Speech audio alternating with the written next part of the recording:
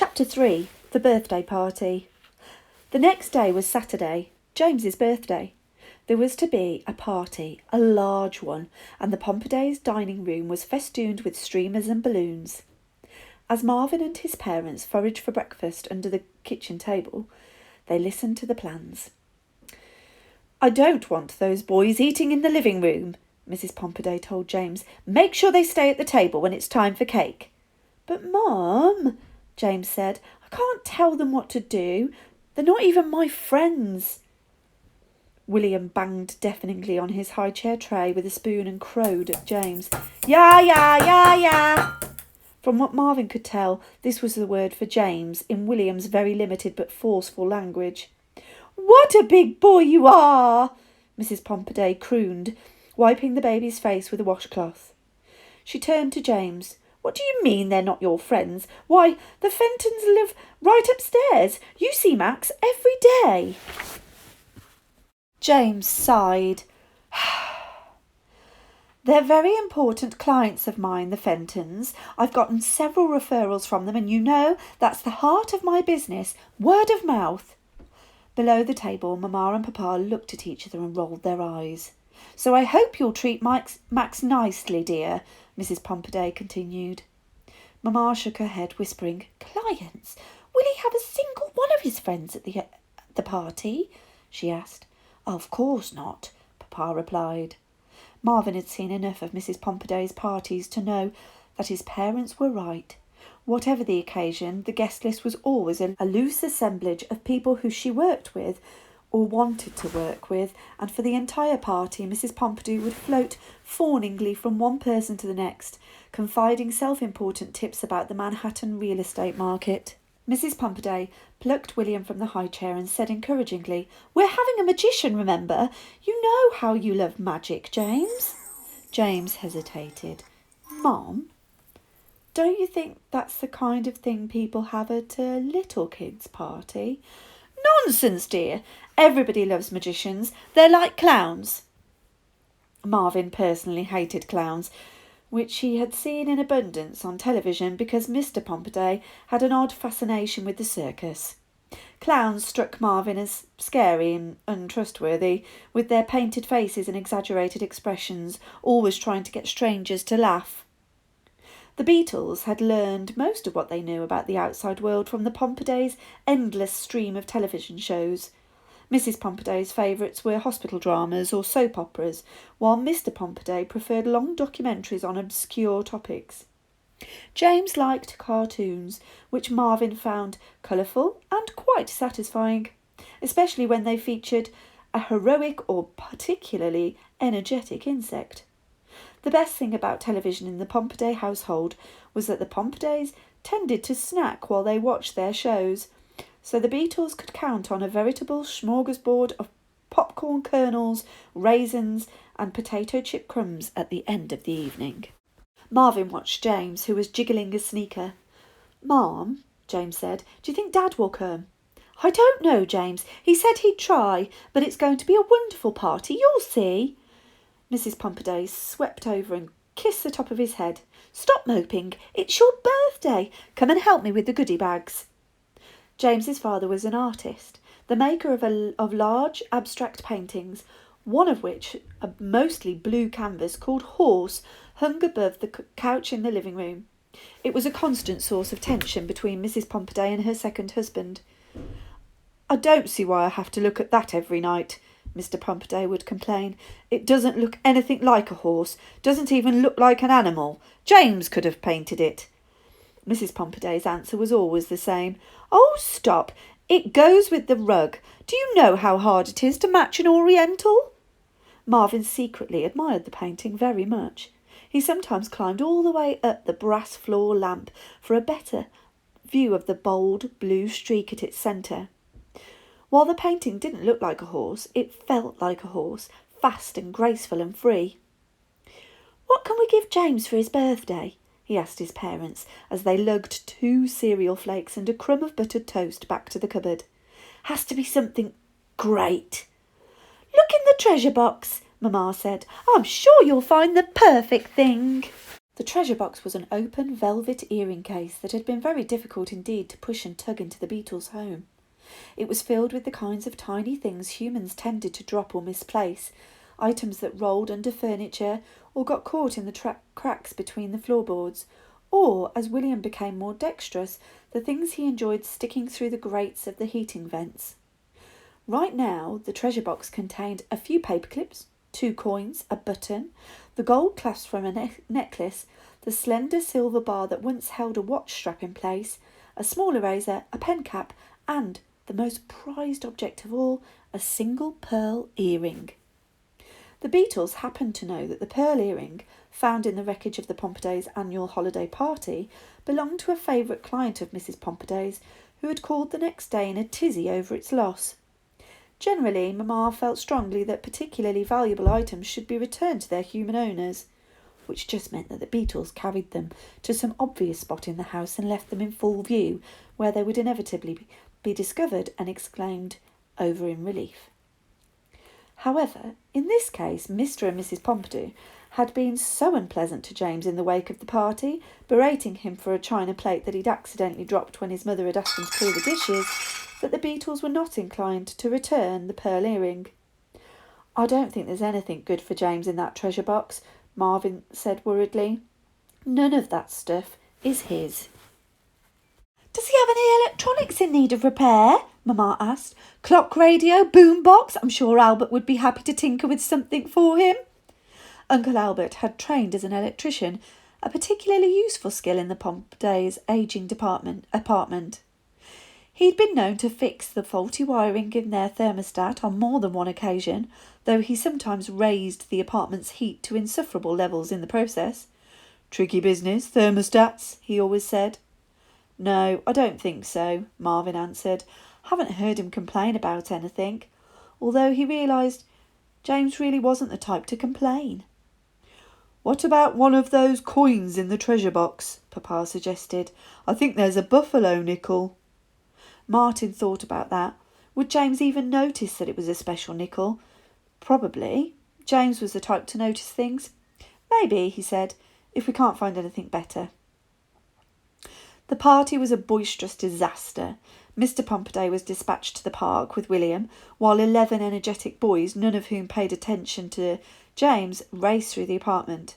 They dumped elaborately wrapped presents on the sideboard, then stampeded from room to room, whooping loudly. They broke a knob off the stereo. They spilled soda on the dining room rug.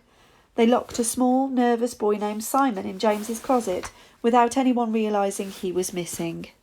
When the magician arrived, they gleefully tormented him, yelling out spoilers. "It's in his other hand! I saw it!" as he performed his tricks. One boy dug around in the leather bag of props when the magician wasn't watching and triumphantly brandished a set of handcuffs. "Let's play jail!" Marvin watched the whole affair from a safe vantage point behind the skirt of the living room couch. Sneakers pounded past him, squeaking on the wooden floors. He kept warily out of sight, heeding Mama's warning. "Whatever you do, darling, don't let them see you. These are the kind of boys who pull the legs off a beetle just for the fun of it." It was an oft-repeated adage among the Beatles that human parties were no place for their kind. Marvin remembered all too clearly the fate of his grandfather, who'd been crushed by a stiletto heel while pursuing a bacon bit during the Pompadays' Meet the Neighbours party. From behind the skirting, Marvin could see James sitting quietly on the sideline. Mrs. Pompaday kept prodding him in exasperation. "James, don't just sit there like that. Show the boys your new computer." "James, thank Henry for the lovely red sweater. It'll be perfect for Valentine's Day." "James, tell Max about the wonderful time we had skating last week at the Rockefeller Centre rink, Max. We love to go there on weekday afternoons when there aren't so many tourists. We'll bring you with us next time, shall we?" From a past conversation, Marvin knew that the Pompadays had been to the rink exactly once, that Mrs. Pompaday had dropped James off while she went across the street to Saks to buy a wedding present, and that James, who didn't know how to skate, had spent the hour clinging to the side wall, unsteadily making his way around the circle while more experienced skaters zipped past. The doorbell rang, and Mrs. Pumperdey clapped her hands, smiling brightly. "Oh, look at the time! Your parents are here, boys!" She herded them towards the entryway. "Come get your goodie bags. James, dear, stand by the door and hand them out." Marvin, risking exposure, darted along the baseboard to the marble-floored foyer. When Mrs. Pumperdey opened the door, however, it wasn't the hoped-for cavalcade of parents. It was Carl Terrick, James's father. Mrs. Pumperdey stepped back in disappointment. "Oh," she said, "Carl." The other boys thundered away in indifference. James's whole face lit up. "Dad, you came!" James's father was a big man with longish brown hair and messy scruffy beard. He had a warm, gentle smile that Marvin liked because it spread across his face so slowly that it had to be real. "Hey, buddy," he said to James. "Course I came. It's your birthday." He grabbed James by both shoulders and wrapped him in a hug. "You can come in for a minute," Mrs. Pumperdey said crisply, "but the boys are about to be picked up and I need James to hand out the goodie bags while I speak to their parents." "Cutting deals?" Carl asked, still smiling. No, Mrs. Pumperdey said dismissively, then added in a lower voice, "but you'll see that Meredith Steinberg's son is here and they're in the market for a Classic 6, so it certainly won't hurt me to say a few words to her." Marvin had often wondered how someone like Carl Terrick could have ever been married to Mrs. Pumperdey. They seemed profoundly different. He'd overheard James ask his father a similar question once, hesitantly, as if he wasn't quite sure if he wanted to hear the answer. Carl had simply said, "Your mother had excellent taste, always did from the day I met her. An eye for beauty is a rare thing." Good taste, to Marvin, didn't seem like much of a foundation for love. Then again, it had turned out not to be. Carl was ruffling James's hair with one hand. "I bought you something," he said, setting a crumpled plastic shopping bag on the hallway table. Marvin edged away from the baseboard, trying to see. What was it? What would James want it to be? James grinned at his father and reached inside. He drew out a small navy blue box, which he opened carefully. "Oh," he said. Marvin climbed quickly up one of the slippery, polished table legs to have a look. The box contained a squat glass bottle filled with dark liquid. "It's ink," said Carl. James said nothing, turning it over in his hand. Marvin could tell he was disappointed. "It's a pen and ink set. For drawing." Carl rustled in the bag and pulled out a flat black case. "Here's the pen. Look, your initials, so everyone will know it's yours." Marvin could see that there were 3 crisp gold letters on the top. "And I got you a pad of good paper too," Carl added. James tilted the bottle of ink, watching the liquid shift inside, catching the light. "Cool," he said. He looked up at his father. "Thanks, Dad. It's really cool." "Is that permanent ink?" Mrs. Pumperdey demanded. "Does it stain?" "Well, yeah, that's what you use for pen and ink drawings." Mrs. Pumperdey sighed. "It had better stay in your room, James, on your desk. I don't want ink splattered all over the house." She shook her head. "Really, Carl, that doesn't seem a very appropriate gift for an 11-year-old. Carl shifted uncomfortably. "He'll be careful with it, you know that. James is careful with everything." Mrs. Pumperdey snorted. "It will be fun for him to experiment," Carl said, looping one arm around James's narrow shoulders and pulling him close. "Look at the pen, buddy." James lifted the pen and unscrewed the cap. Marvin could see that the pen was slim and elegant, with a delicate silver nib. "Wow," James said, clearly trying to muster some enthusiasm. "This is how you fill it," Carl said, demonstrating. "Watch the position of your hand while you're drawing, so you don't smear the ink. It'll take a while to get the hang of it." The doorbell rang again. "Oh, here they are!" Mrs. Pumperdey cried. "Boys! James, hurry, the goodie bags!" She nudged Carl towards the door. "You can show all this to him tomorrow when he's with you. You'll pick him up at noon," she said. "Yeah, or a little after. That okay, James?" James looked from his father to his mother and nodded quickly. "Sure, Dad." Mrs. Pumperdey pursed her lips, sweeping past him. "Well, I'd like to know what time to expect you. We have plans tomorrow afternoon. If you're going to cancel like last time, you need to at least call. It isn't fair to James, and it certainly isn't fair to me. I have a life too, you know." "Sorry about that," Carl said sheepishly. "Stuff comes up, that's all." Mrs. Pompadey swung open the door and smiled broadly. Julie, we've had the most wonderful time. We didn't even notice it was so late. You're going to have trouble dragging Ryan away. Oh, this is James's father, Carl Terrick. Yes, that's right, the artist. He's just leaving. Chapter 4, A Present for James. That night, when the house was quiet, Marvin and Elaine sorted through the treasure box. Their parents were playing a game of Staples in the other room. Staples was the Beatles' modified version of the human game Horseshoes, in which two teams threw staples at broken toothpicks stuck in the floor. Because each beetle could throw as many as 4 staples at once, using his front legs, the air was filled with sharp, whizzing objects, and the grown-ups preferred to sequester the children in another part of the house before they began. "Watch out, Albert!" Marvin heard his mother cry. "We have enough holes in the wall as it is." Marvin and Elaine peered into the treasure box, looking for the perfect gift for James. "There's the nickel," Marvin said. "Ooh, a buffalo nickel," Elaine cried. "He'll like that." "Don't you think? They're rare. He can sell it and buy something better with it. That's what I'd do." Marvin touched the dull surface of the coin. "I guess it's the best thing in here," he said, "but I'd rather give him something to keep." "Well, maybe he will keep it," Elaine said cheerfully. "Boys like to save the silliest things. Look at you with your tack collection. What will you ever use those for?" "Those are weapons," Martin protested. Elaine laughed so hard that she fell off the edge of the box and lay on her back, feet waving in the air. "Oh, help me, Marvin! Turn me over!" But Marvin ignored her. He burrowed under the nickel and used his shell to flip it out of the treasure box. Then he heaved it upright and rolled it through the hole in the wall back to the black expanse of the cupboard. "Marvin!" Elaine called. "Come back!" The journey through the dark apartment to James's room was an arduous one. Rolling the nickel across the kitchen tile went relatively smoothly, but hoisting it over the door sills left Martin exhausted and panting. He had to watch for trouble every step of the way, not just night-roving Pompadours, but the booby traps of forgotten gum or scotch tape on the floor, or worse yet, a foraging mouse. When he finally reached James's bedroom, he had to sit for a minute to catch his breath. A street lamp outside the window cast dim lights across the walls. In the bluish blackness, Marvin saw the mountainous silhouette of a sleeping James under the blankets. He heard boys' deep breaths. Marvin thought about the birthday party. Had it been a good day for James? The boys at the party weren't his friends. The presents had been an uninspired mix of electronic games and designer clothes.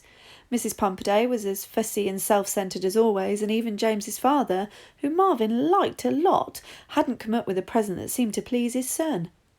Marvin glanced down at the worn face of the buffalo nickel. Would the coin make up for everything else? Probably not. Suddenly Marvin felt so sad he could hardly stand it. A person's birthday should be a special day, a wonderful day, a day of pure celebration for the luck of being born, and James's birthday had been miserable. Marvin rolled the nickel to a prominent place in the middle of the floor, away from the edge of the rug where it might be overlooked. James would see it there. He looked around the dark room one last time. Then he saw the bottle of ink. It was high up on James's desk, and it appeared to be open. Curious, Marvin crawled across the floor to the desk and quickly climbed to the top. James had spread newspaper over the desk and 2 or 3 sheets of the art paper his father had given him. On one page he'd made some experimental scribbles and written his name. The pen, neatly capped, rested at the edge of the paper, but the bottle of ink stood open, glinting in the weak light.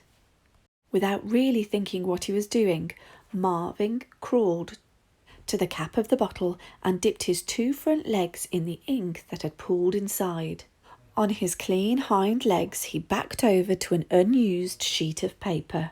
He looked out the window at the nightscape of the street, the brownstone opposite with its rows of darkened windows, the snow-dusted rooftop, the street lamp, the naked, spidery branches of a single tree. Gently, delicately, and with immense concentration, Marvin lowered his 2 front legs and began to draw. The ink flowed smoothly off his legs and across the page. Though he'd never done anything like this before, It seemed completely natural, even unstoppable. He kept glancing up, tracing the details of the scene with his eyes, then transferring them to the paper. It was as if his legs had been waiting all of his life for this ink, this page, this lamplit window view. There was no way to describe the feeling. It thrilled Marvin to his very core. He drew and drew, losing all sense of time. He moved back and forth between the ink cap and the paper, dipping his front legs gently in the puddle of black ink, always careful not to smear his previous work. He watched the picture take shape before his eyes. It was a complicated thatching of lines and whorls that looked like an abstract design up close, as Marvin leaned over it. But as he backed away, it transformed into a meticulous portrait of the cityscape, a tiny detailed replica of the winter scene outside the window. And then the light changed. The sky turned from black to dark blue to grey, the street lamps shut off, and James's room was filled with the noise of the city waking. A garbage truck groaned and banged as it passed on the street below. James whirred beneath his covers. Marvin, desperate to finish the picture before the boy awakened, hurried between the page and the ink cap, which was almost out of ink. At last he stopped, surveying his miniature scene. It was finished. It was perfect. It was breathtaking. Marvin's heart swelled. He felt he'd never done anything so important in his entire life. He wiped his ink-soaked forelegs on the newspaper and scurried behind the desk lamp, bursting with pride in a fever of anticipation, just as James threw off his blankets. James stumbled out of bed and stood in the centre of his room, rubbing his face. He looked around groggily and then straightened, his eyes lighting on the floor. "Hey," he said softly. He padded over to the nickel and crouched, picking it up. Good for James, thought Marvin. Of course there was no reason to worry that he'd overlook it. James turned the coin over in his palm and smiled. "Huh," he said, walking toward his desk. "Wonder where this came from." Marvin stiffened and retreated farther behind the desk lamp. James gasped. Marvin watched James's pale face, his eyes huge, as he stared at the drawing. He quickly looked behind him as if the room might hold some clue that would explain what he saw on his desk. Then slowly, brows furrowed, James pulled out the chair and sat down. He leaned over the picture. "Wow," he said. "Wow!" Marvin straightened with pride. James kept examining the drawing, then the scene through the window, and whispering to himself, "Exactly like what's outside. It's like a teeny tiny picture of the street. This is amazing!" Marvin crept around the base of the lamp so he could hear the boy better. "But how?" James picked up the pen and uncapped it, squinting. He lifted the bottle of ink and frowned, screwing the ink cap back on. "Who did this?" he asked, staring at the picture again. And then, without planning to, without meaning to, without ever thinking for a moment of the consequences, Marvin found himself crawling out into the open, across the vast desktop, directly in front of James. He stopped at the edge of the picture and waited, unable to breathe. James stared at him. After a long, interminable silence, during which Marvin almost dashed to the grooved safety of the wainscoting behind the desk, James spoke. "It was you, wasn't it?" he said. Marvin waited. "But how?" Marvin hesitated. He crawled over to the bottle of ink. James reached across the desk, and Martin cringed as the enormous pinkish fingers swept tremblingly close to his shell.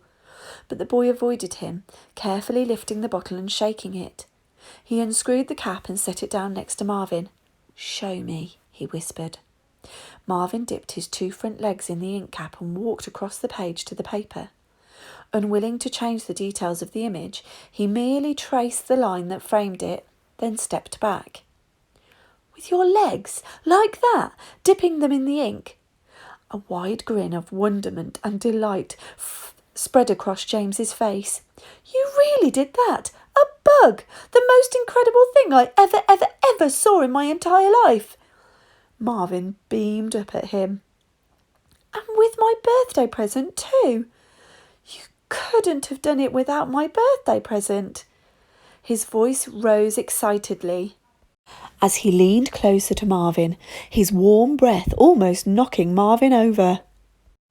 "It's like we're a team. And you know what? I didn't even want this birthday present before. I thought, what am I going to do with this? I'm not like my dad. I don't even know how to draw. But now it's the best gift I ever got. This birthday is the best one ever." Marvin smiled happily. He realised that James could not for 1 minute see his expression. He suspected somehow that the boy knew anyway. Just then he heard a noise in the hallway and Mrs. Pumperday's voice. "James, what are you doing in there? Who are you talking to?" Marvin dove for cover, squeezing under James's china piggy bank at the exact moment that Mrs. Pumperday swept into the room.